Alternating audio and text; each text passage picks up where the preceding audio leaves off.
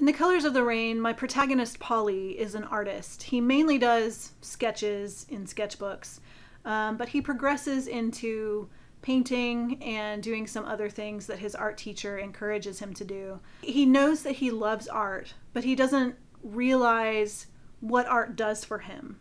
And art is one of those things that for kids especially the kids who don't really know what their feelings are. They have so many feelings inside of them that it's like a tornado of feeling. Art is one of those things that can communicate those feelings when they don't know how to communicate them.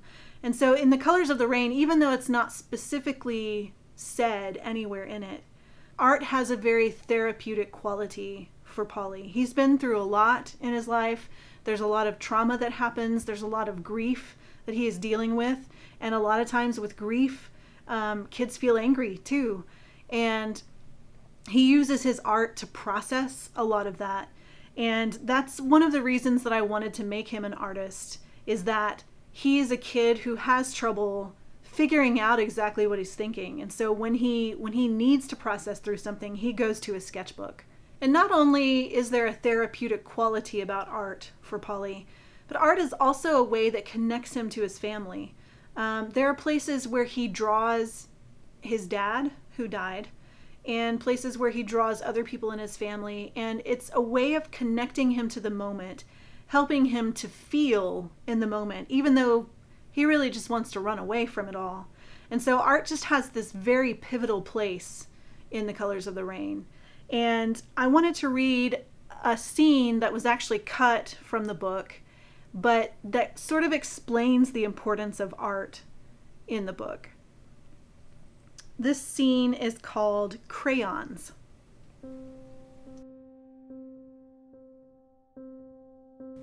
I walk into Mr. Langley's class, and I almost walk right back out again.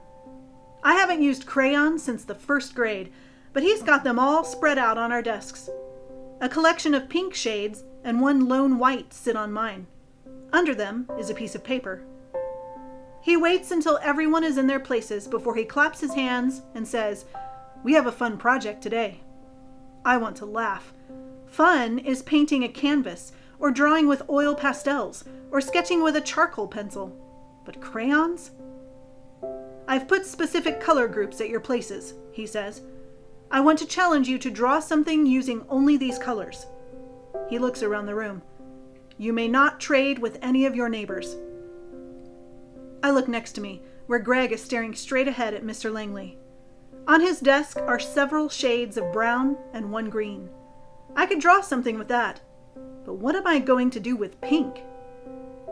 Everyone around me gets to work, and I just sit there staring at my blank page, wishing I had different colors. I still haven't picked up my crayons by the time Mr. Langley gets to my desk. "Having trouble, Polly?" he says, real quiet. I want to ask him for a whole different set of colors, anything better than pink. But then he says, "What are your memories with pink?" And a picture shows itself, just like that. Mama, in a long pink shiny dress and a string of pearls, waiting for my daddy to pick her up and take her to the ballet.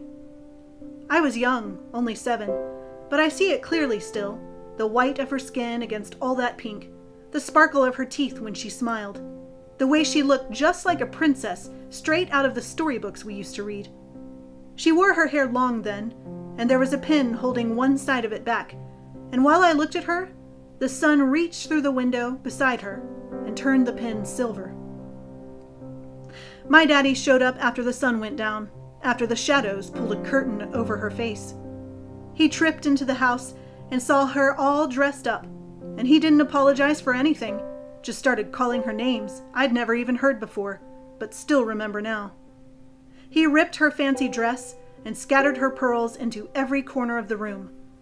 I tried to pick them up for her, but he knocked me aside. That's when Mama screamed and stepped into the beating I think he meant for me. It's not a memory I want, not at all, but it's the only one I have of pink.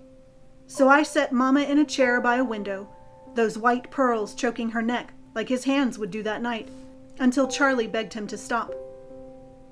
I make Mama beautiful in pink and white. The bell rings, and we hand in our drawings when we're passing through the door. Mr. Langley takes Greg's right before mine, and I see the building Greg drew, and even though it's hard to tell for sure, it looks like the one me and Mr. Langley are painting out back.